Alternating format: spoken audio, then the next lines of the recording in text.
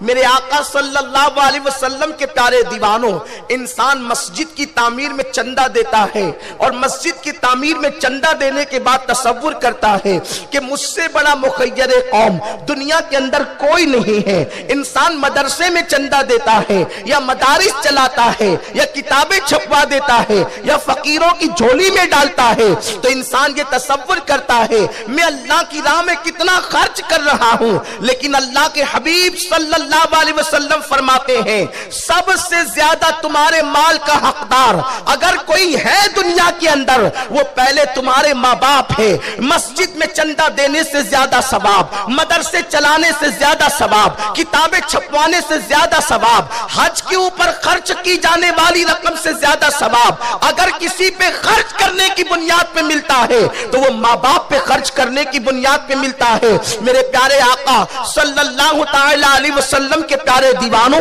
لیکن بڑے افسوس کے ساتھ کہنا پڑتا ہے آج انسان محفلوں کے اندر اعلان تو کرواتا ہے میری طرف سے اتنے ہزار، میری طرف سے اتنے لاکھ، لیکن جب ماں باپ پہ خرچ کرنے کی بات آتی ہے وہی انسان کو دیکھو وہ ماں باپ کو ڈانٹتا ہوا نظر آتا ہے، وہ ماں باپ کو پھٹکارتا ہوا نظر آتا ہے۔ میرے آقا صلی اللہ علیہ وسلم کے دیوانوں،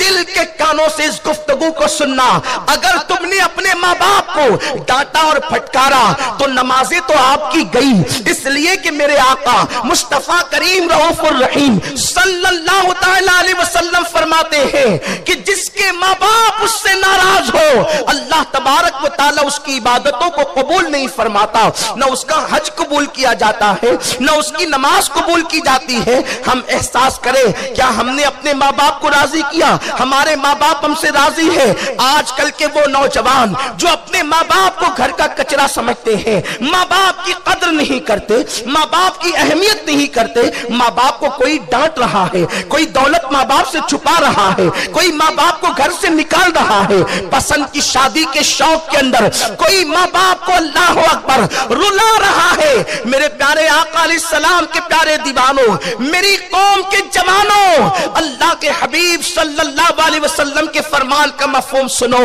ہر گنہگار اور مجرم کو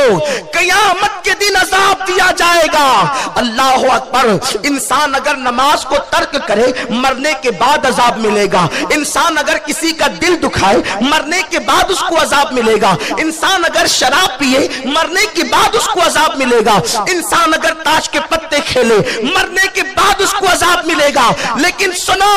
اللہ کے حبیب صلی اللہ علیہ وسلم کے غلاموں، دو لوگ ایسے ہیں جب تک کہ دنیا کے اندر اللہ ان کو ذلیل نہیں کر دیتا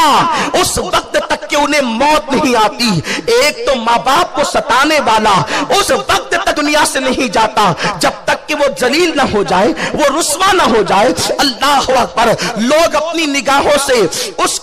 کو اپنے لیے عبرت کا سامان نہ دیکھ لے اس وقت تک اسے موت نہیں آتی۔ اور دوسرا، رسول اعظم صلی اللہ علیہ وسلم کی شان میں بے ادبی کرنے والا، ایک ماں باپ کا دل دکھانے والا، دوسرا رسول اعظم کی توہین کرنے والا، اس وقت تک قدرت موت نہیں دیتی جب تک کہ وہ دنیا کے اندر ذلیل نہ ہو جائے۔ میرے آقا صلی اللہ علیہ وسلم کے پیارے دیوانوں، عطائے رسول ہند الولی سرکار معین ملت والدین خواجہ معین الدین چشتی حسن سنجری ثم اجمیری رضی اللہ تعالیٰ عنہ آئندہ مہینے میں میرے سرکار غریب نواز کے عرس کی تاریخیں آنے والی ہے۔ سرکار غریب نواز، ہم ہندوستان جس کے احسان تلے دبے ہیں اور قیامت تک کے ہندوستان کے مسلمان جس کے احسان کا بدلہ ادا نہیں کر سکتے، جس نے 90 لاکھ کو کلمہ پڑھا کر ایمان کی دولت عطا کی ہے، وہ سرکار غریب نواز جب تک کہ ہند کی سرزمین سے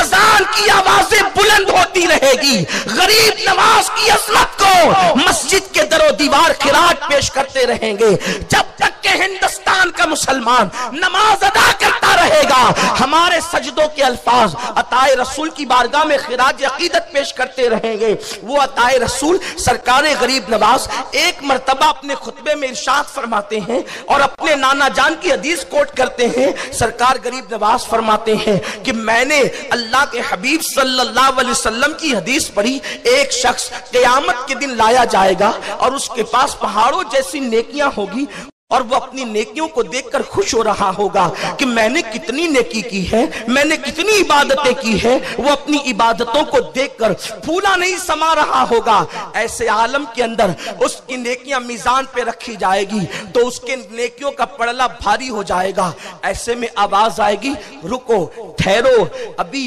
تولنے کا دوسرا انداز باقی ہے۔ ایسے میں وہ دیکھے گا کہ ایک چھوٹا سا کاغذ کا ٹکڑا اس کے گناہ کے پڑلے میں گرے گا اور اس کی ساری نیکیاں اس کاغذ کے ٹکڑے کے سامنے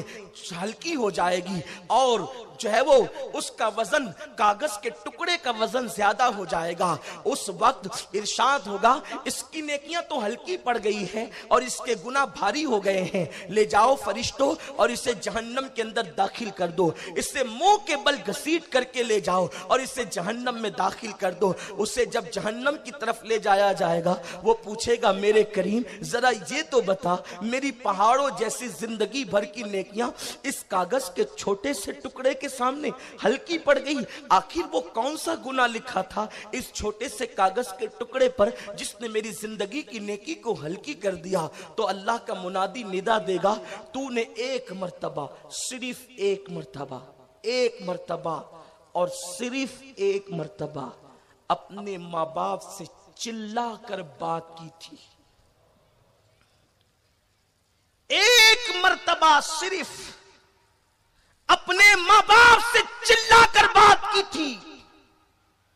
بس اسی ایک گناہ نے تیری ساری زندگی کی نیکی کو ہلکا کر دیا۔ اب میں ان بچوں کا، ان بیٹے اور بیٹیوں کا ذکر نہیں کرتا جو اپنے ماں باپ کے غدار اور باغی ہیں، اب میں ان کا ذکر کرتا ہوں جو دیندار ہیں اور ماں باپ کے وفادار کہلاتے ہیں۔ کیا کبھی ان کی زندگی میں ایسا موقع آیا تھا کہ ماں باپ کی ہمیشہ خدمت کی اور ایک مرتبہ چلا کے بات کی؟ کیا ہم اپنا احتساب کر سکتے ہیں سنی اجتماع میں؟ احتساب کرو، ڈوب جاؤ، اپنے سینے پہ ہاتھ رکھ کر کے سوچو کہ کیا کبھی کوئی ایسا موقع آیا تھا جس وقت ہم نے اپنے ماں باپ سے اونچی آواز سے بات کی تھی، ہم نے زور سے چلا کر کے بات کی تھی؟ اچھے ماحول میں تو سبھی ماں باپ کی خدمت کرتے ہیں، جب ماں باپ تمہارے مخالف فیصلہ کرتے ہیں تو کیا تم ماں باپ کی برائی نہیں کرتے؟ آج کل تو ایک جوان اگر 5 وقت کا نمازی بن جائے تو وہ کہتا ہے میرا باپ تو شرابی ہے، پھر میں اس کی تعظیم کیوں کروں؟